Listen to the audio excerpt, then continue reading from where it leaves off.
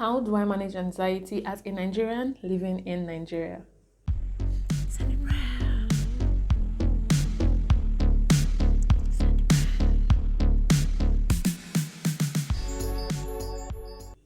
Hi, welcome back to my YouTube channel. My name is Sandra Anahebi and I am a psychologist and a lecturer here in Lagos, Nigeria.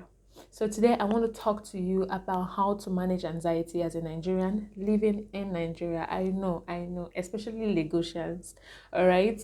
A lot of us are stressed. A lot of Lagosians are stressed. A lot of people who come into my therapy sessions are stressed and anxious.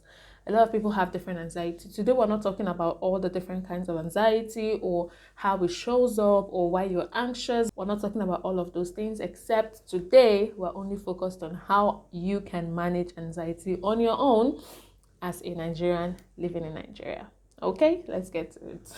All right, the very first thing is to know your triggers, right? Especially for individuals who have been diagnosed with one anxiety disorder or another, right? It's very important for you to know your triggers. Why? Because it's easier that way for you to kind of like avoid the situations or find a helpful way to walk around it, all right? So know your triggers, one of the very most important ways to manage your anxiety. Now, the second thing I'm going to suggest here is a breathing exercise. So we're going to use this. So get a piece of paper. Breathing exercises is not enough to say breathe in and out and you do no, that's not enough. All right, so breathing exercises help to calm your nervous system and send a message to your brain that, you know what, we are safe, we are okay, we are not in danger, because your body is trying to protect you from a perceived danger, and it thinks that you're in danger. So the best way to do that is to calm your mind, calm your brain, send that message to the brain that, oh, hold on, boy, we're okay, chill out. Okay, so now I'm going to implore you, watch this, and I'm going to maybe make a separate tutorial for this on how to the different breathing techniques that you can try. This is one that I try to encourage people to try out. Why? Because it's very easy, and once you master it, you would not need this piece of paper anymore. Okay, so this is a piece of paper. Here at the very top, you're going to breathe in while you trace this piece of paper. Here you're going to hold that breath, and then here you're going to release the breath. Here you hold in, hold out, in, hold out. Okay, so that's how in, hold out. Yes, so that's how we're going to do this. So what it's going to look like is this. Let me practicalize it. Okay, you're going to be seated in an upright position in a way that you're comfortable, and then you're going to trace this paper. How do I do this? I don't want the paper to be too bright. All right, so you're just going to trace this paper. Let's try that. So I'm going to go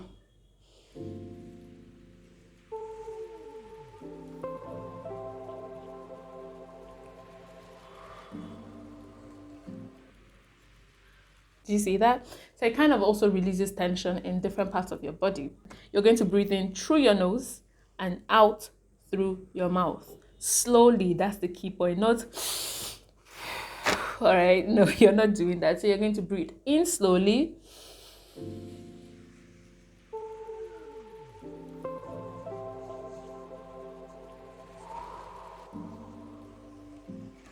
And then you're out. Simple as that. Try this, and like I said, I'm going to make a separate tutorial for all of the different breathing techniques that there are that you could try out. But for now, that is a very important tool, and I hope you try it out. Please do not forget to let me know what you think. Okay, now on to number 3. Okay, so the third point I have for you here is called the bilateral butterfly tapping. All right, I tried this with a few clients recently, and they've reported significant progress. So what you're going to do is, I hope this doesn't mess with my mic, so you're going to like kind of like hold yourself in a crease.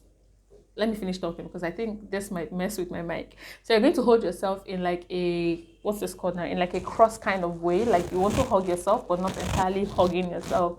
So your hand is just going to be in this format. I hope you guys can hear me over the mic. So let's practicalize that. So you do, it's more something like this.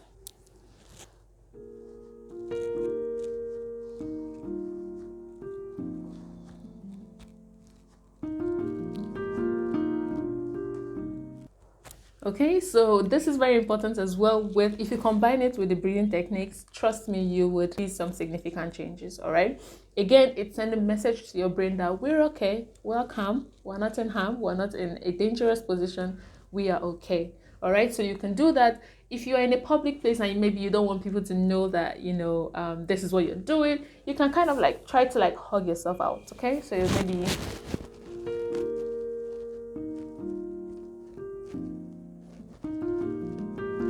So what is important is you combine that with the breathing technique. I hope you try that out and do let me know how it works for you. So the very next point, I know we've all heard it every now and again. People say it. I say it a lot on this channel. I say it on my social media pages. Take social media breaks. Trust me, it's really, really important because we are in a fast-paced world where a lot of people are being fed with so many information and things are just getting into your mind here and there, and then you see things that could be triggering you. So what's important is try as much as possible to take social media breaks. This will help you cleanse your mind, cleanse your body, cleanse whatever it is that needs to be cleansed, chase away everything that needs to be chased away. All right, so try to take social media breaks. Try to take social media breaks. That is very, very important. Even on your social media, why is it so hard to say? Even on your social media pages, you can also try to cleanse your timeline. Follow the people who are most important. Even family and friends that, you know, maybe seeing their content or whatnot is stressing you out. It's okay to mute them if you don't want to unfollow them. But I'm sure if you unfollow them, nobody even notices. So, but take social media breaks, okay? The very next point I have for you is to schedule regular exercise. I know some people don't have the time to like schedule exercise in, but you can fit something in. So that short walk that is to your office that you have to use keke or bike, instead, how about you walk it on some days? Maybe 3 days a week, you know, you're going to walk this distance when you're going to work or when you're you know, when you're close from work. So that should help you as well. But the important thing here is exercise helps to release certain hormones that help you feel better. So exercise here is not, I'm not saying you should go to the gym and carry all the weights and everything. If you can do that, amazing. If you can't do that, you can schedule walks when you're going to work, when you're closing from work, or even take a walk around your neighborhood. That is super important. Physical activity is also very, very important for your mental health. You'll be surprised when you see how much difference this can make. The very next point is essential oils. Essential oils are really, really good as well when it comes to calming anxiety. Certain essential oils, and I'm not saying to use anything that somebody concocts and give to you. There are some essential oils that have been used in treating or managing anxiety because it also helps to release certain hormones in your body that helps to improve mood and calm your nervous system. So I know something like lavender helps to calm the nervous system as well. So if you have essential oils at your disposal, you could try that out. Just put a few maybe on your palm and try to inhale it. That works as well. Okay, now on to the very next point. So I'm going to combine 2 points for this next one. All right, journaling and talking to a friend. I've used journaling for a lot of my clients recently and they like it, they enjoy it. It's at first it's going to prove a bit difficult, especially if you're not someone who journals your feelings on a regular day. So try to journal how you feel. Try to journal. That way you also keep track of your triggers. You also keep track of what has worked for you in the past, what is not working, so you know what to improve on and what to not improve on, what needs to be cut out and what needs to be kept. All right, journal your emotions. Why I combine this with also talking to your friend is it kind of goes hand in hand. If you speak to a friend about how you're feeling, a family member, a friend, someone you trust, all right, it also helps to relieve emotions. It helps to relieve whatever you're going through. So if you're someone who have been diagnosed with anxiety before, I always encourage my clients, at least in your circle of friends, a good number of them should know that you've been diagnosed with anxiety. So when you're having an anxiety attack or a panic attack or whatever, they know what's going on and they know how to help. All right, so if you have those people in your community, those people in your circle that already knows what's going on, talking to them about how you feel, you know what, I think I feel anxiety building, I don't think I'll be able to show up because I'm anxious. That way it kind of makes a lot of things easier, because a lot of times with people who are struggling with anxiety, their minds, their brains are thinking over time. You know, it's thinking so fast. If I cancel, this is going to happen, that's going to happen. If I don't show up, XYZ, blah, blah, blah. But you don't have to if you don't want to, and those friends would understand. All right, so it's important to have people to talk to. Very, very important. All right, last point.